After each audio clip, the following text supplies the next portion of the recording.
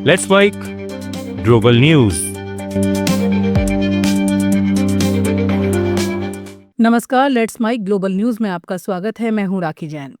Iran जंग को खत्म करने के लिए पाकिस्तान की राजधानी इस्लामाबाद में सऊदी अरब, तुर्की और मिस्र के विदेश मंत्रियों की बैठक शुरू हो गई। पाकिस्तान इस बैठक को होस्ट कर रहा है। मिस्र के विदेश मंत्री बद्र अब्देलती ने पाकिस्तानी विदेश मंत्री इशाक डार से मुलाकात की है। इसके साथ ही इशाक डार तुर्की के विदेश मंत्री हाकान फिदान और सऊदी के विदेश मंत्री प्रिंस फैजल बिन फरहान के साथ अलग अलग बैठकें भी करेंगे। यहाँ वो पाकिस्तानी प्रधानमंत्री शहबाज शरीफ से भी मुलाकात करेंगे। पाकिस्तान अमेरिका और ईरान के बीच मध्यस्थता की भूमिका निभाने की पेशकश कर चुका है। उसने ईरान को 15 सूत्रीय अमेरिकी प्रस्ताव भी सौंपा है।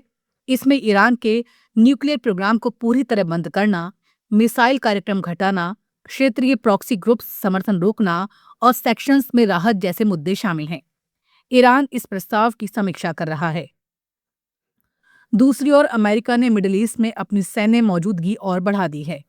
अमेरिकी वॉरशिप यूएसएस त्रिपोली करीब 3,500 सैनिकों के साथ इस इलाके में पहुंच गया है। वहीं ईरान ने अमेरिका को चेतावनी दी कि अमेरिकी सैनिक जमीन पर उतरे तो उन्हें जला दिया जाएगा। संसद स्पीकर मोहम्मद बाकेर गालिबाफ ने कहा कि उनकी सेना अमेरिकी सैनिकों के जमीन पर आने का इंतजार कर रही है और उन्हें कड़ा जवाब देगी। उन्होंने कहा कि मिडिल ईस्ट में 2,500 अमेरिकी मरीन की तैनाती से तनाव बढ़ा है। गालिबाफ ने आरोप लगाया कि अमेरिका एक तरफ बातचीत की बात कर रहा है और दूसरी तरफ जमीनी हमले की तैयारी कर रहा है।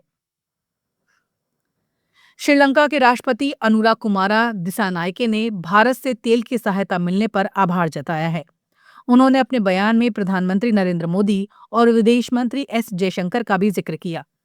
श्रीलंकाई राष्ट्रपति ने एक्स पर लिखा, कुछ दिन पहले प्रधानमंत्री नरेंद्र मोदी से बात हुई थी जिसमें उनसे मध्य पूर्व संघर्ष के कारण श्रीलंका को ईंधन आपूर्ति में हो रही बाधाओं के बारे में चर्चा हुई। उन्होंने कहा, भारत की ओर से तत्काल सहायता मिलने पर आभारी हैं। 38,000 मीट्रिक टन ईंधन कल कोलंबो पहुंचा। विदेश मंत्री डॉक्टर एस जयशंकर को भी उनके समन्वय के लिए धन्यवाद।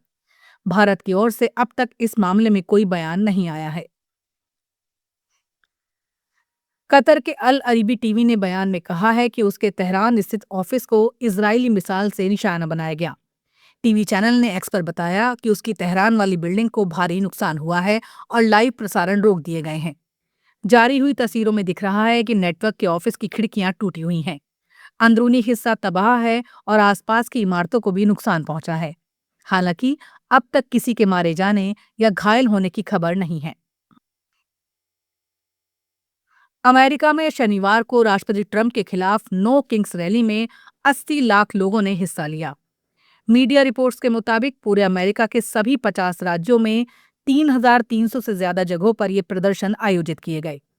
आयोजकों ने बताया कि अक्टूबर में हुए पिछले नो किंग्स प्रदर्शनों की तुलना में इस बार करीब 10 लाख ज्यादा लोग शामिल हुए और लगभग 600 से ज्यादा कार्यक्रम आयोजित किए गए। प्रदर्शन कर रहे लोगों का कहना है कि वो ट्रंप सरकार की कई नीतियों से नाराज हैं। उनका गुस्सा खास तौर पर ईरान के साथ बढ़ते तनाव, सख्त इमिग्रेशन कार्रवाई और बढ़ती महंगाई को लेकर है। कई जगहों पर लोगों ने ट्रंप और उपराष्ट्रपति जेडी वेंस के खिलाफ पोस्टर दिखाए और उन्हें पद से हटाने की मांग की। ट्रंप के खिलाफ अब तक राष्ट्रीय स्तर पर 3 बार नो किंग्स प्रदर्शन हो चुके हैं। पहला बड़ा प्रदर्शन जून 2025 में आयोजित किया गया। इसके बाद अक्टूबर 2025 में दूसरा प्रोटेस्ट हुआ, जबकि तीसरा प्रोटेस्ट 28 मार्च को हुआ। नेपाल में प्रधानमंत्री बालेन शाह की सरकार ने छात्र राजनीति पर पूरी तरह रोक लगा दी है। इसके साथ ही कक्षा 5 तक के बच्चों के लिए पारंपरिक परीक्षाएं भी खत्म कर दी गई हैं और स्कूलों कॉलेजों को अपने विदेशी नाम बदलकर नेपाली रखने का आदेश दिया गया है। सरकार ने शनिवार रात को जारी आदेश में कहा, ये सभी फैसले अपने 100 दिन के एक्शन प्लान के तहत लिए हैं, जिसका मकसद शिक्षा को राजनीति से दूर रखना और इसे बेहतर बनाना है। मीडिया रिपोर्ट्स के मुताबिक अब स्कूल और कॉलेजों में किसी भी तरह की राजनीतिक गतिविधि नहीं होगी। सभी राजनीतिक पार्टियों से जुड़े छात्र संगठनों को 60 दिनों के अंदर अपने दफ्तर, कॉलेज कैंपस से हटाने होंगे। इसकी जगह सरकार 90 दिनों के भीतर स्टूडेंट काउंसिल या वॉइस ऑफ स्टूडेंट जैसे नए प्लेटफॉर्म शुरू करेगी, जो पूरी तरह गैर राजनीतिक होंगे और सिर्फ छात्रों की समस्याओं पर काम करेंगे। ग्लोबल न्यूज में फिलहाल इतना ही। नमस्कार।